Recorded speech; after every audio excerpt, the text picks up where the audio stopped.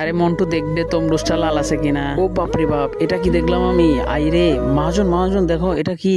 আরে সাংঘাতিক তো, তমরুজের ভিতরে স্বর্ণ আসলো কোত্থেকে? আরে মন্টু, এই তমরুজটা তুই ক্ষেত থেকে আনছিলি না অন্য কোথা থেকে আনছিলি? আরে স্বর্ণটা দেখতে তো আসলেই মনে হচ্ছে। দেখি মালিক, আসলে তো স্বর্ণটা তো আসলেই, আমি তো এটা ক্ষেত থেকে এনেছিলাম। আরে করিম, কি অবস্থা তোমার? কোথায় তুমি? এই মহাজন চলে আসছে, মহাজনকে দেখানো যাবে না, এটা ঢেকে রাখ। আগে মহাজন বলিয়ে কিয়া বাত হ্যায়। আচ্ছা রহিম, ঠিক আছে, দেখি তমরুজ গুলো কেমন লাল হয়েছে। আচ্ছা মহাজন, এটা কোনো কথা বললেন? আপনার তরমুজ কখনো কি খারাপ হয়েছে? আরে ভাই রহিম, তুমি মনে কষ্ট নিও না, ঠিক আছে? তুমি অনেক ভালো সেবা করো, আমি চলে যাচ্ছি। আরে মন্টু, তুই এগুলাকে তাড়াতাড়ি সামলা, আমি মহাজনকে যেয়ে সামলাই, নাইলে সব তমরুজ আজকে কেটে নিয়ে যাবে। বল মন্টু, এক কাজ করি, মহাজনের থেকে পুরো ক্ষেতটা আমরা কিনে নিই। আরে রহিম, তুমি তো খুব ভালো কাজ করতেছো। আচ্ছা মহাজন, ওইসব কথা বাদ দেন, এখন বলেন পুরো ক্ষেত কত টাকা দিতে হবে আপনাকে? আরে বেশি না, এখানে তো মাত্র 5 লাখ টাকার ফসল আছে। আরে মহাজন, কি যে বলেন, এখানে 5 লাখ না, আপনাকে 10 লাখ টাকা দিয়ে দিচ্ছি, আপনি আমাকে ক্ষেতটা দিয়ে দেন।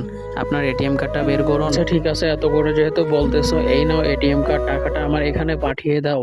বন্ধুরা, তোমরা যারা তোমাদের জনম দুঃখিনী মাকে ভালোবাসো, তারা চ্যানেলটিকে সাবস্ক্রাইব করে ভিডিওতে লাইক করে যাবে কিন্তু।